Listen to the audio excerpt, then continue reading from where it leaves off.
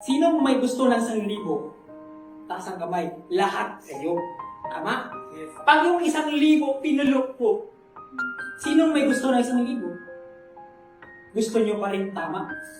Pero pag kinumot ko, tinapak-tapakan ko, yung 1,000, sino pa yung may gusto? Alam ko gusto nyo pa rin itong 1,000. Itong papel na to, itong 1,000 na to, parang kayo. Tapak-tapakan lang kayo ng ibang tao, yung kantidad ninyo, yung pagiging valuable ninyo, hindi na bago.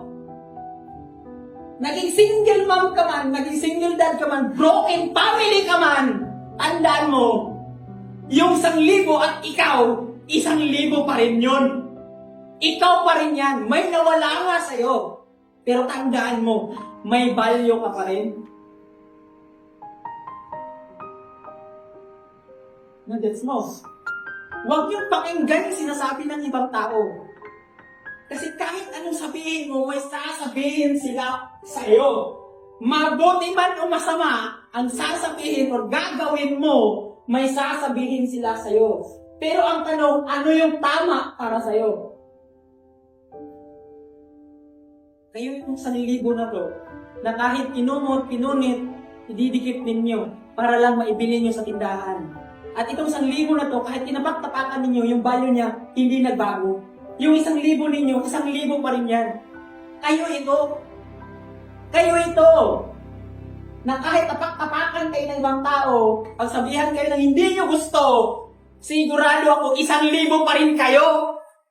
Pero ang tanong na lang, anong gagawin nyo pag tinatapak-tapakan kayo, minamaliit kayo ng ibang tao? Ang tanong ko, gusto nyo bang hanggang ganyan na lang kayo? Hindi sir, yaman sir.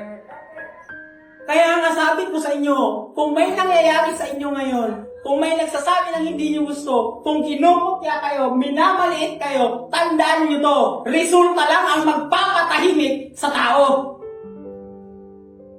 Kasi kahit ako mismo, ang nanay ko 15, ang tatay ko 16, walang ibang sinabi nung pinanganak ako. Ang mangyayari lang daw sa akin, patulad ng tatay ko na tambay, lagi lang nasa bilyaran, at walang natatapos. Kasi bakit? Ang tatay ko, walang natapos. 3rd year high school lang, ang nanay ko 3rd year high school lang. Pero tingnan ninyo, nasan ako? Kasi yung mga sinasabi ng tao, yun yung nagiging lakas ko para makita ninyo yung taong nasa harap ninyo. Kung sumuko ako at pinaniwalaan ko yung sinasabi ng tao, hindi nyo ako magiging maestro. Kasi yung dinaanan ninyo, alam kong mahirap yan. Pero ang tanong ko, kaya nyo kayang maglakad ng malayo para lang makapag-aral? Kaya nyo kaya kumain ng dukot at tabaw lang ang kainin sa pananghalian? Kaya nyo kaya na 500 lang sa 4 na buwan? At kaya nyo kayang matulog sa ibabaw o sa ilalim ng lababo na ang katabi mo malaking daga? Pero saan ako ngayon? Nandito sa harapan ninyo. Magsasabi sa inyo na kaya ninyo kahit ano pa ang pinagdadaanan ninyo. Mapabroken man yan, nawalan ka man ng magulang, mapasingle dad man yan, or sabihan ka man na hindi mo gusto, matatahimik yan sila pag may pinakita ka ng resulta. Hayaan mo silang magsalita, hayaan mo silang magsabi kung anong gusto nila. Pero tandaan nyo lang, kaya nyo yan. Kaya nyo yan.